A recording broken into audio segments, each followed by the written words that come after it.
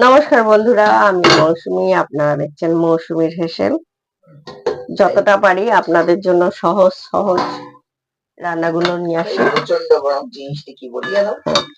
প্রচন্ড গরম হচ্ছে। আজকে রাত্রিবেলা হয়েছে পোলাও, পটল পোলাও। যেসব ভাইয়েরা অনেকে আছেন একারা থাকেন, কাজের সূত্রে হোক পড়াশোনার সূত্রে হোক, এখন অনেক মেয়েরাও যায় না, তাদের জন্য অনেক সুবিধে।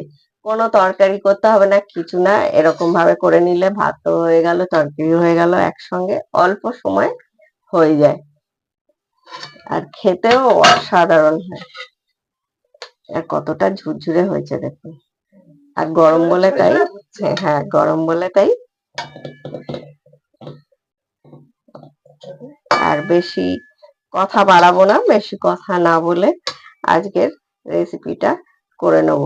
আর পুরোটা দেখার অনুরোধ রইল। পুরোটা না দেখলে ছোট্ট রেসিপি একদম বুঝতে পারবেন না, কি করে হয়েছে তখন বলবেন না যে দিদি ভালো হয়নি। তার জন্য কি করতে হবে, পুরো রেসিপিটা দেখতে হবে। চলুন দেখে নিই।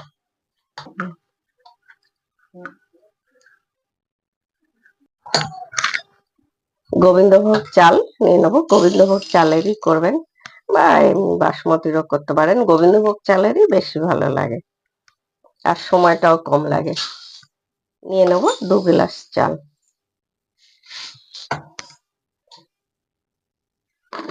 চালটা ভালো করে ধুয়ে নেব।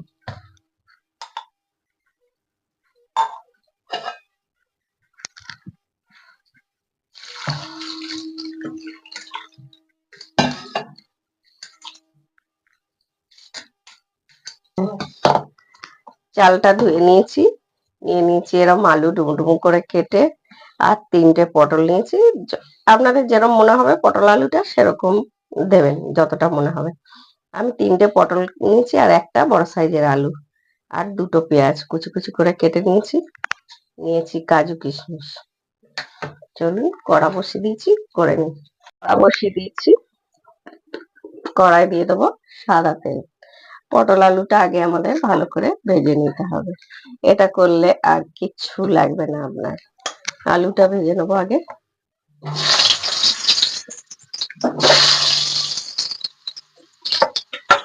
দিয়ে দেবো, তবে হালকা হালকা হলুদ হলুদ একটা কালার আসবে বেশ আলুটায়। নুন দিনই, শুধু একটু হলুদ দিয়ে দিয়েছি, দিয়ে লাল লাল করে ভেজে নেবো। ভাজা হয়ে গেছে, যখনই ভালো লাগবে না এরকম ভাবে করে নেবেন।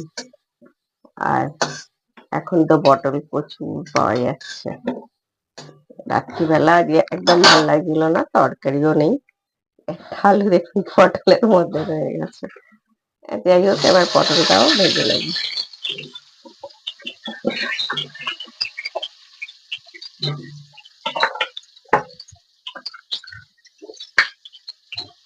একটু হলুদ দিয়ে আর ভেজে নেব, নুন দেওয়ার দরকার নেই, হলুদ দিলেই হবে, শুধু তাতে বেশ কালারটা ভালো হয় তার জন্য।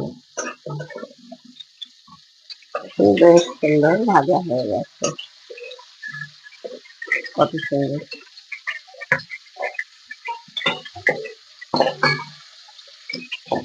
পটলটা না ভালো করে ভেজে নিলে ভালো লাগবে না খেতে, যার জন্য। এবার ওই তেলের মধ্যে আমি দিয়ে দেবো একটু ঘি, ছোট চামচের 1 চামচ, খুব দেওয়ার দরকার নেই। আর তাতেই দিয়ে দেবো 2টো ছোট এলাচ আর 2 টুকরো দারচিনি, দিয়ে দেবো এই যেটা কুচিয়ে রেখেছিলাম সেইটা।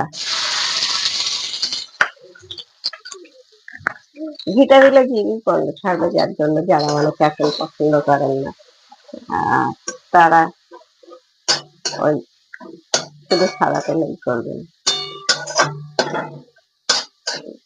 আমার মনে যেমন খুব একটা ঘি খেতে চায় না, ঘি দিলে ভালো লাগে না, তারা ওরকম যারা আছেন তারা শুধু সাদা তেলে করবেন, কোনো অসুবিধা নেই। ভাজা হয়ে গেছে। আর যদি আপনারা নিরামিষ করতে চান তবে পেঁয়াজটা স্কিপ করে যাবেন, পেঁয়াজটা দেবেন না। নিরামিষ করলেও কিন্তু খুব ভালো লাগে, পেঁয়াজটা না দিলেও ওটাও সুন্দর খেতে লাগে। দিয়ে দেবো আদা বাটা, আদা বাটা, আর দেবো কাঁচা লঙ্কা বাটা। এটাকে খুব একটা ঝাল নেই লঙ্কাটা, তাই যেরকম ঝাল খাবেন সেই অনুযায়ী দেবেন রান্না করতে। আমি আদা, কাঁচা লঙ্কা, রসুন এগুলো বেটে রাখি, কিন্তু রসুন এটা দিয়ে রসুনটাও বেটে রাখি। দিয়ে দেবো জিরে গুঁড়ো, ওই 4 চামচের 1 চামচ দেবেন জিরে গুঁড়ো। আর অল্প একটুখানি কাশ্মীরি লঙ্কা, খুব বেশি দেবেন না, তবে বড্ড বেশি লাল হয়ে যাবে, সেটাই ভালো লাগবে না। আর দেবো একটু হলুদ, দিয়ে মশলাটা কষে নেবো আমরা ভালো করে। অল্প একটু জল দিয়ে কষে নেবো, যাতে মশলার কাঁচা গন্ধটা চলে যায়।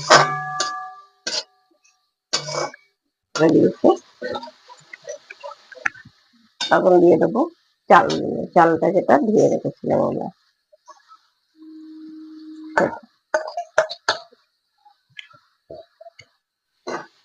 মশলার সঙ্গে ভালো করে চালটা নেড়ে নেবো কিছুক্ষণ।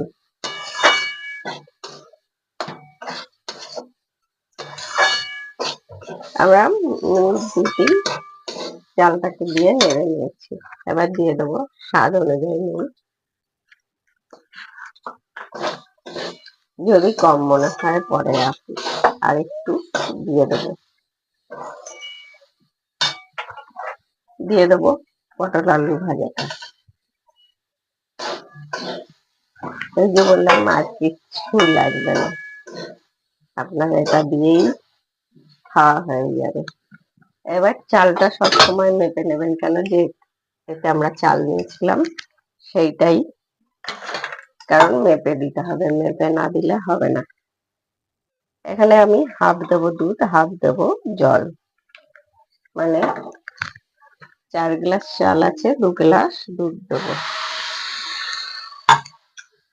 আর যদি গুঁড়ো দুধ দেন, গুঁড়ো দুধটা একটা গুলে মেপে নেবেন, জলটা হয়ে যাবে। 2 গ্লাস দুধ আর 2 গ্লাস জল।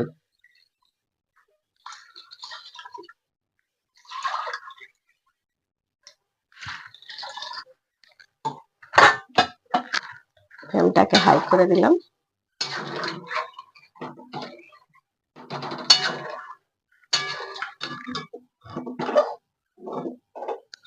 এবার একটু ঢাকা দিয়ে দেবো, কিন্তু খেয়াল রাখতে হবে দুধ আছে যেন উবলে না যায়। অল্প অল্প ফুট ধরেছে আমাদের।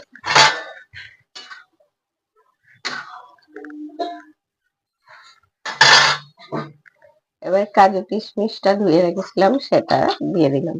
আমি কাঁচা দিচ্ছি, অনেকে ভেজে দেয়, ভেজেও আপনারা দিতে পারেন। তখন ওই আর দিয়ে দিচ্ছি 3টে কাঁচা লঙ্কা। যখন পটল আলুটা ভেজেছি তারপরেই ভেজে নিতে পারেন, আমি কাঁচাটাই দিই, ভাজি না।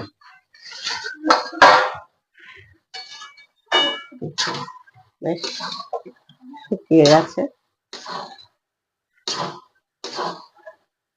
এবার আর ঢাকা দিতে হবে না, এবার একটুখানি নেড়ে করতে হবে, কারণ যেহেতু দুধ দেওয়া আছে আর অল্প অল্পই আমাদের জলটা আছে। যে সকল ভাইরা একা একা থাকবে তারাও করে নিতে পারবে, এত সহজ একটি রেসিপি। দিয়ে দেবো কিছুটা চিনি, মানে কিছুটা মানে 2 চামচ, 4 চামচের 2 চামচ। আর যারা একটু মিষ্টিটা কম খান 1 চামচ দেবেন। আবার অনেকে একদম পছন্দ করে না।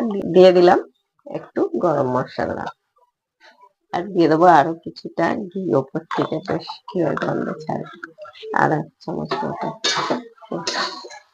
এবার আমরা একটুখানি নেড়ে নেবো। আমাদের আলু সেদ্ধ হয়ে গেছে, পটলও সেদ্ধ হয়ে গেছে। ভাবলেন কড়াটা হয়ে যাচ্ছে, কাত হয়ে যাচ্ছে বলে আলু সেদ্ধ হয়ে গেছে।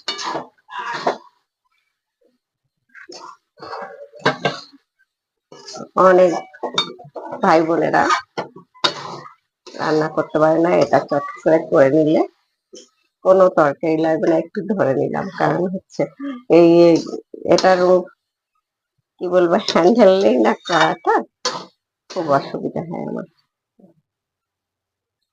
একটু মিশিয়ে নিয়ে একটুখানি আমরা চাপা দিয়ে আর কিছুক্ষণ রেখে দেবো। রেখে দিলেই এই যে একটু ভিজে ভিজে ভাব আছে, এটা একদম ঝরঝরে হয়ে যাবে, একদম ঝরঝরে হয়ে যাবে।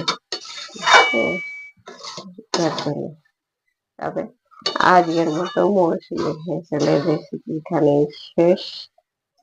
আবার ফিরে আসবো অন্য কোনো রেসিপি নিয়ে, অন্য কোনো সময় আপনাদের সঙ্গে।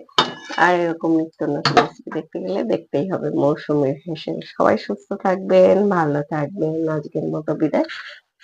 এবার শুধু গরম গরম খাওয়ার অপেক্ষা। আমরা 2-4 মিনিট এটাকে, গ্যাসটাকে বন্ধ করে রেখে দেবো, তবেই হয়ে যাবে। গ্যাসটা বন্ধ করে দিলাম, ঢাকা দিয়ে রেখে দেবো একটা